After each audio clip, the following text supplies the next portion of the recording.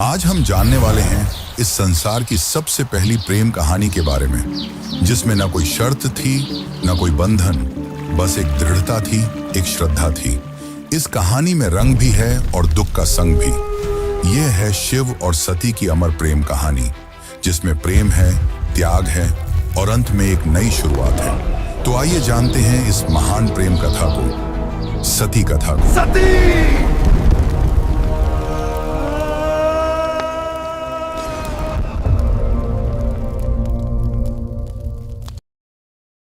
सृष्टि के आरंभिक काल की बात है, जब ब्रह्मा ने अपने मानस पुत्रों को रचा। उन्हीं में से एक थे दक्ष प्रजापति, अत्यंत बुद्धिमान परंतु उतने ही अहंकारी। दक्ष को अपनी योग्यता, अपनी शक्ति और अपने सृष्टिकर्ता के कुल से उत्पन्न होने का बड़ा अभिमान था। उसने वर्षों की तपस्या की और देवताओं से वरदान पाए संतान की प्राप्ति के लिए। उसकी यह तपस्या रंग लाई और उसे एक अत्यंत दिव्य कन्या की प्राप्ति हुई, वही जिसे हम आज देवी सती के नाम से जानते हैं। सती का जन्म किसी साधारण कन्या की भांति नहीं हुआ था। उनका स्वरूप स्वयं शक्ति का अंश था। कहते हैं वह स्वयं आदि शक्ति का अवतार थी। दक्ष को अपनी पुत्री पर गर्व था, लेकिन साथ ही उसके मन में एक अभिलाषा थी कि वह अपनी इस कन्या का विवाह किसी महान देवता, किसी वैभवशाली राजकुमार या किसी प्रतिष्ठित गृहस्थ से करेगा। उसे यह कल्पना भी नहीं थी कि उसकी पुत्री का हृदय वहां बन चुका है, जहां वैभव का कोई मोल नहीं, जहां वैराग्य ही आभूषण है, भगवान शिव। देवी सती बचपन से ही विचित्र स्वभाव की थी। अन्य कन्याओं की तरह ना तो उन्हें श्रृंगार में रुचि थी, ना ही राजसी जीवन की भव्यता में। जब जब वह शिव की चर्चा सुनती, जब किसी आर्षि द्वारा शिव की महिमा का वर्णन होता, उनका हृदय गहरे भावों से भर उठता। शिव जो श्मशानवासी हैं, जो मृग चर्म धारण करते हैं, जो भस्म रमाते हैं और सर्पों को आभूषण की तरह पहनते हैं। आम कन्याओं के लिए यह भय का कारण होता, पर सती के लिए यही शिव उनके अंतर्मन में बस चुके थे। धीरे धीरे यह आकर्षण भक्ति में बदला और भक्ति प्रेम में। अब सती का एक ही लक्ष्य था, शिव को पति रूप में प्राप्त करना। पर यह मार्ग आसान नहीं था। जब दक्ष को सती की इच्छा का आभास हुआ तो वह क्रोधित हो उठा। उसकी आंखों में तो शिव एक जंगल में भटकने वाले योगी मात्र थे। उसने सती को समझाने का प्रयास किया कि वह किसी योग्य, राजसी और सम्माननीय वर को चुने, पर सती अब निर्णय कर चुकी थी। उन्हें किसी धन, वैभव या पद की आवश्यकता नहीं थी। उन्हें चाहिए था वह परम पुरुष जो संन्यास में भी पूर्ण है, जो मौन में भी संपूर्ण है। और इसी लक्ष्य के लिए सती ने आरंभ की कठोर तपस्या। पर्वतों की गुफाओं में प्रचंड वायु और वर्षा के बीच सती ने भोजन तक त्याग दिया। उन्होंने पृथ्वी पर बैठकर खुले आकाश में बिना निद्रा के केवल शिव के ध्यान में लीन रहकर दिन, सप्ताह और महीनों का तप किया। देवताओं तक को आश्चर्य हुआ कि एक कन्या इतनी कठोर तपस्या कैसे कर सकती है। और जब उनकी तपस्या की अग्नि ने त्रिलोक को प्रभावित करना शुरू किया, तब अंततः भगवान शिव ने उनकी भक्ति को स्वीकार करने का निर्णय लिया। पर यह तो आगे की कथा है। अभी तो एक पिता के अहंकार और एक पुत्री के समर्पण की टकराहट शुरू हुई है। जहां एक ओर दक्ष चाहता है कि सती उसके राजनैतिक सपनों की सीढ़ी बने, वहीं दूसरी ओर सती हर सांस के साथ शिव का नाम जपती है। यही संघर्ष इस प्रेम कथा की पहली चिंगारी है, एक ऐसी चिंगारी जो आगे चलकर एक भीषण अग्निकांड बन जाएगी। सती अपनी तपस्या में लीन थी। उनका एकमात्र उद्देश्य था शिव की प्राप्ति। अनंतः उनकी भक्ति से प्रसन्न होकर शिव प्रकट हुए। शिव मुस्कुराए और एक क्षण में वह उस तपस्विनी के समक्ष प्रकट हो गए। जैसे ही सती ने अपनी आंखें खोली, उनके सम्मुख खड़े थे वही जिनके लिए उन्होंने सब कुछ त्याग दिया था। शिव ने उनके तप, प्रेम और अटल श्रद्धा को देखा और कहा, हे देवी, तुम्हारा प्रेम मुझे बाध्य करता है। आज मैं तुम्हें अर्धांगिनी के रूप में स्वीकार करता हूं। इस वचन के साथ पूरे ब्रह्मांड में आनंद की लहर दौड़ गई। देवताओं ने पुष्प वर्षा की और फिर आया वह शुभ दिन जिसका साक्षी स्वयं ब्रह्मा, विष्णु और सारे लोग हुए। शिव और सती का दिव्य विवाह। शिव बारात लेकर स्वयं कैलाश से निकले, पर यह कोई साधारण बारात नहीं थी। इसमें भूत, प्रेत, पिशाच, नाग, सिद्ध, योगी, अर्षि, देवता सब सम्मिलित थे। शिव की सवारी नंदी थी, शरीर पर भस्म, जटा से गंगा, गले में नाग। यह स्वरूप देख सभी स्त्रियां भयभीत हो उठी, पर सती के चेहरे पर गर्व था।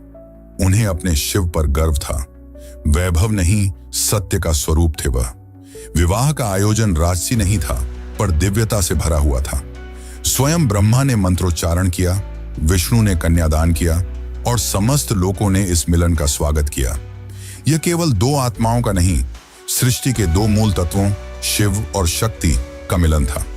लेकिन इस भव्य विवाह में एक स्थान रिक्त रहा। सती के पिता दक्ष प्रजापति, वह नहीं आए, ना ही कोई संदेश भेजा, ना ही कोई आशीर्वाद, क्योंकि उनके लिए यह विवाह एक अपमान था, एक चुनौती उनके अभिमान को। उनके अनुसार यह मिलन योग्य नहीं था। और यहीं से प्रारंभ हुआ उस अग्निकथा का बीज, जो आगे चलकर पूरे यज्ञ को जला देगा।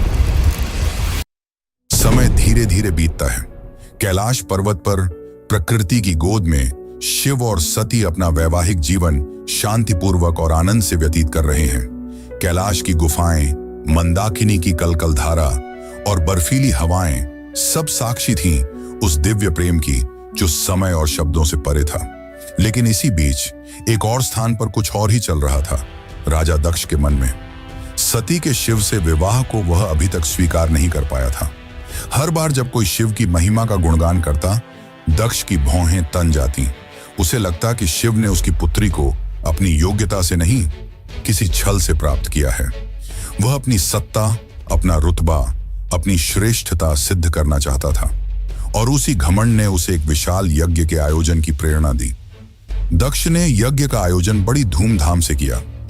ऐसा यज्ञ जिसमें समस्त देवताओं, ऋषियों, सिद्धों और लोकपालों को निमंत्रण भेजा गया। ब्रह्मा से लेकर इंद्र तक हर कोई आमंत्रित था, परंतु एक नाम उसमें अनुपस्थित था, महादेव शिव का। यह कोई भूल नहीं थी, यह था दक्ष का जानबूझकर किया गया निर्णय। उसने शिव को निमंत्रण नहीं भेजा, क्योंकि उसका अहंकार उसे यह स्वीकार नहीं करने देता था कि उसकी पुत्री ने उस योगी से विवाह कर लिया, जो ना कोई राज्य रखता है, ना कोई वस्त्र, और जो श्मशान का वासी है। दक्ष को लगता था कि शिव को यज्ञ में आमंत्रित करना उसके सम्मान के विरुद्ध होगा। जब यज्ञ की तैयारियां चल रही थीं, उसी समय सती ने इस आयोजन की बात सुनी। किसी ने उनसे कहा, माता, आपके पिता दक्ष ने एक महान यज्ञ का आयोजन किया है, जिसमें सारे देव, ऋषि और ज्ञानी आमंत्रित हैं। वह तो आज पूरे ब्रह्मांड का ध्यान खींच रहा है। यह सुनकर सती का हृदय कांप उठा। उन्हें विश्वास नहीं हुआ कि उनके पिता इतना बड़ा आयोजन कर रहे हैं, और उन्हें कोई सूचना नहीं मिली। कुछ समय तक वे चुप रहीं, शायद आशा में कि कोई दूत आएगा, कोई संदेश मिलेगा। लेकिन जब स्पष्ट हो गया कि शिव और उन्हें जानबूझकर न बुलाया गया है, तब उनके भीतर कुछ टूट सा गया। एक ओर पुत्री का धर्म उन्हें पिता के यज्ञ में खींच रहा था, तो दूसरी ओर पत्नी का धर्म उन्हें शिव की मर्यादा का ध्यान रखने को कह रहा था। अंततः सती ने शिव से निवेदन किया, स्वामी, मैं उस यज्ञ में जाना चाहती हूं। शायद यह कोई भूल हो और मेरा जाना उस विघटन को रोक सके। शिव ने सती की ओर गहरी दृष्टि से देखा। वह जानते थे कि यह आमंत्रण विहीन आयोजन एक साधारण यज्ञ नहीं है। उन्होंने शांत स्वर में सती से कहा, हे प्रिय, जहां सम्मान न हो वहां स्वाभिमान को ले जाना व्यर्थ है, और मैं नहीं चाहता कि तुम उस यज्ञ में जाओ जो केवल क्रोध और घमंड से जल रही है। परंतु सती व्याकुल थी। उनके भीतर एक द्वंद्व चल रहा था, पिता और पति के बीच। उन्होंने पुनः प्रार्थना की, प्रभु, मैं केवल एक पुत्री के रूप में वहां जाना चाहती हूं। मैं पिता से बात करूंगी, शायद वह बदल जाए, शायद उनके मन का विष उतर जाए। शिव ने इस बार उन्होंने अनुमति दे दी।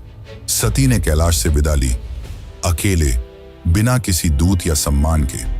वह एक बेटी थी जो अपने पिता से स्नेह की अपेक्षा लेकर जा रही थी, लेकिन उन्हें झांत नहीं था कि उस यज्ञ में उनका स्वागत नहीं, अपमान प्रतीक्षा कर रहा है।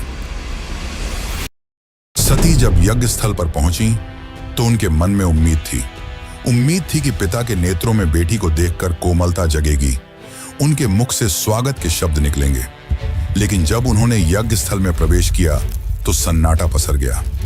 कोई स्वागत नहीं हुआ, कोई आसन नहीं दिया गया, जैसे वो वहां उपस्थित ही न हो। वहां बैठे देवताओं की आंखों में असहायता थी। सती ने पिता की ओर देखा, धीमे स्वर में कहा, पिताश्री, क्या आप नहीं चाहेंगे कि आपकी पुत्री भी इस पावन यज्ञ में सम्मिलित हो? दक्ष ने ठंडी हंसी के साथ उत्तर दिया, पुत्री, जिस दिन तूने उस नग्न भस्म रमाए श्मशान में विचरने वाले औघड़ को अपना पति चुना, उसी दिन तू मेरी पुत्री नहीं रही। दक्ष का स्वर ऊंचा हो रहा था और उसके शब्द जैसे शिव के लिए विष से भरे बाण हो। यह सुनकर सती की आत्मा कांप उठी थी। यह केवल अपमान नहीं था, यह शिव के उस स्वरूप का तिरस्कार था जो समस्त सृष्टि का आधार है। वे उठी, सभा की ओर देखा और बोली, तुम सब यहां धर्म की बात करने आए हो, यज्ञ की बात करते हो, पर जिस शिव के बिना कोई यज्ञ संपन्न ही नहीं हो सकता, उसी शिव का तुम अपमान करते हो। फिर उन्होंने आगे कहा, जिसे तुम औघड़ कहते हो वही काल का भी काल है। जिसे तुम श्मशानवासी कहकर हंसते हो वही मृत्यु से परे है, और जिसे तुम भस्मधारी कहते हो वही भस्म से मोह को जलाता है। उनकी आंखों में आंसू थे, लेकिन स्वर तेज था, ऐसा तेज कि स्वयं देवता भी सिर झुका लें। सभा स्तब्ध थी, कोई उत्तर नहीं दे सका, लेकिन सती का हृदय अब टूट चुका था। उन्होंने कहा, जिस शरीर ने आज मेरे प्रभु का अपमान सुना है, वह शरीर अब इस संसार के योग्य नहीं। और वे सीधे यज्ञ कुंड की ओर बढ़ी। वहां उपस्थित देवता उन्हें रोकना चाहते थे, पर सती अब कोई नारी नहीं थी, वह साक्षात अग्नि बन चुकी थी। उन्होंने अपने नेत्र बंद किए, शिव का स्मरण किया और अग्नि में कूद गईं। उनके चेहरे पर भय नहीं था, बल्कि एक शांति थी, एक समर्पण था जो पूरे यज्ञ मंडप को झकझोर गई। अब इस यज्ञ की अग्नि से वो तूफान उठने वाला था जो पूरे को तबाह कर सकता था। तो चलिए अब जानते हैं आगे की कथा। लेकिन उससे पहले अगर आपको वीडियो अच्छी लग रही है तो वीडियो को लाइक जरूर करें और कमेंट में लिखें, हर हर महादेव। कैलाश पर शांति थी, पर वह शांति तूफान से पहले की थी। जब भगवान शिव को यह ज्ञात हुआ कि उनकी अर्धांगिनी अग्नि में समर्पित हो गई, तो उनके हृदय में तूफान उमड़ पड़ा। आंखों में वेदना, मन में शून्यता और आत्मा में आग। ये वो शिव थे जिनका क्रोध ही प्रलय कहलाता है। शिव अपनी समाधि से उठे, उनकी जटाएं लहराईं, नेत्र रक्तिम हो उठे और सारा ब्रह्मांड कांप उठा। फिर अपने दोनों हाथों से अपनी जटाएं पकड़ी और उन्हें पृथ्वी पर पटक दिया। उसी क्षण पृथ्वी फटी और उस क्रोध की ज्वाला से प्रकट हुआ एक रूप, भयंकर, तेजस्वी और अजेय, वीरभद्र। वीरभद्र कोई सामान्य योद्धा नहीं था, वह शिव के विकराल रूप का अंश था। उसका शरीर अग्नि सा दीप्यमान था, आंखों में प्रतिशोध की ज्वाला, हाथ में तलवार। उसका प्रकट होना सृष्टि के संतुलन को डगमगाने लगा था। वीरभद्र प्रचंड गति से दक्ष के यज्ञ की ओर बढ़ चला। जिस दिशा में वह चलता, धरती कांपती, आकाश बदलता और देवताओं के हृदय कांप उठते। जैसे ही वीरभद्र यज्ञ स्थल पर पहुंचा, आकाश में अंधकार छा गया और वीरभद्र प्रकट हो चुका था। उसकी उपस्थिति मात्र से यज्ञ की अग्नि थर्रा उठी। वह बिना रुके आगे बढ़ा। पहले यज्ञ वेदी को तोड़ा, फिर वेद पाठ करने वाले ब्राह्मणों को हटाया। उसकी आंखों में एक ही लक्ष्य था, दक्ष। वीरभद्र के सामने कोई नहीं टिक सका। वह अकेला था, परंतु अजेय। उसके प्रत्येक प्रहार में शिव का शाप था और हर गर्जना में सती का विलाप। अंततः वह दक्ष के सामने पहुंचा। दक्ष अब भी अपने अभिमान में डूबा था। वह चिल्लाया, मैं यज्ञ करता हूं, मुझे कोई छू नहीं सकता। वीरभद्र ने उसकी आंखों में देखा और कहा, तू पिता कहलाने योग्य नहीं। आज तुझे उसी अग्नि में भस्म करूंगा जिसमें तूने धर्म का मजाक उड़ाया। और एक ही झटके में वीरभद्र ने अपनी तलवार से दक्ष का सिर धड़ से अलग कर दिया। पूरी सभा में सन्नाटा छा गया। देवता स्तब्ध रह गए। यज्ञ की अग्नि बुझ गई और पृथ्वी पर सिर्फ राख रह गई। वो राख जो अहंकार, अधर्म और अपमान की अंतिम परिणति थी। वीरभद्र शिव की आज्ञा पूरी कर चुका था, पर यह कहानी यही नहीं रुकती। अब आएगा वो क्षण जब शिव स्वयं यज्ञ स्थल पर पहुंचेंगे, सती के शव को उठाएंगे और सृष्टि में संतुलन डगमगाएगा। जब महादेव यज्ञ स्थल पर पहुंचे, उन्होंने सती के जले हुए शरीर को देखा। वह दृश्य ऐसा था जिसने स्वयं काल को रुला दिया। शिव ने धीरे से कंपाते हाथों से अपनी सती को बाहों में उठा लिया। उनकी आंखों से आंसू थे और फिर वह चल पड़े। शिव सती के शव को अपनी गोद में लिए पूरे ब्रह्मांड में भटकने लगे। उस विरह में जो पूरे ब्रह्मांड को भयभीत कर रहा था, ब्रह्मांड असंतुलित होने लगा। देवता भयभीत हो उठे। यदि शिव यूं ही विलाप करते रहे तो सृष्टि का संतुलन टूट जाएगा, प्रलय आ जाएगा। तब सभी देवता भगवान विष्णु के पास पहुंचे और उनसे सृष्टि को बचाने की प्रार्थना की। तब विष्णु ने अपना सुदर्शन चक्र चलाया।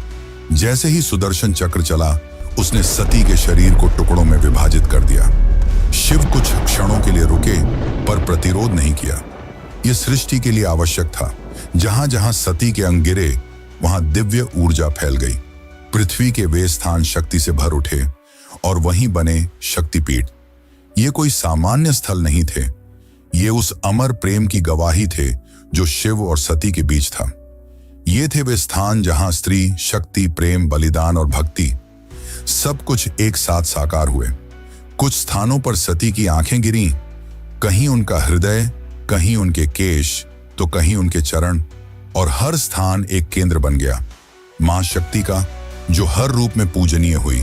कभी दुर्गा, कभी भैरवी, कभी भवानी। यही वे स्थान हैं जिन्हें आज हम कामाख्या, वैष्णो, ज्वाला, हिंगलाज और तारापीठ जैसे नामों से जानते हैं। इस प्रकार सती के वियोग से जन्मे ये शक्तिपीठ न केवल देवी के अंग हैं, ये उस प्रेम की शाश्वत उपस्थिति है जो आत्मा से आत्मा तक जुड़ता है। शिव अंततः हिमालय लौटे, पर अब वह ध्यान मग्न हो गए। वर्षों तक एक चट्टान की भांति बैठ गए, समाधि में डूबे। ना शब्द, ना गति, ना भावना, बस मौन और सती की स्मृति। काल की धारा आगे बढ़ती है, युग बदल जाते हैं, पर कुछ कहानियां समय की सीमाओं से परे होती हैं, और सती की कथा उन्हीं में से एक है। वह प्रेम जो अग्नि में तपकर शुद्ध हुआ था, वह विरह जो तांडव बन गया था।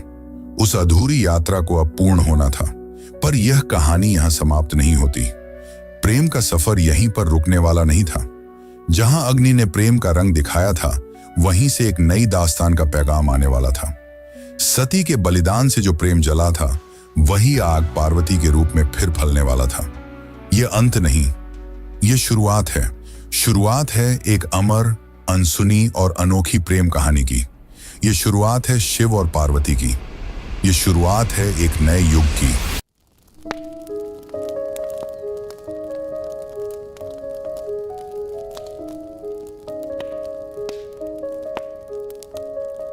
दारुण करुण सत्य सारिका अपरिजय शिवरायिका अबला जडपथिर पालिका हरदासिका सदारिका बलनि कुशैकराग्रा नक्तिन रत्ना भवसारिका किनकर्तास्मान स वैष्णव जल्पतो किनो प्रमुञ्च वृत्तिधृतनयना मृदता बलनि किमु बिभ्रता किना प्रशम्य विषकञ्जकं नरमतः सदा सेनादिशति वेदसमर्यां धरे दूरनुभवा पवनिर्वणसुता विनिगीयमाण सर्गा सर्वयस्तोमिनी मता किञ्चयोदास्य मध्या खिन्ना हार्दकुक्तिजातयानं हन्ति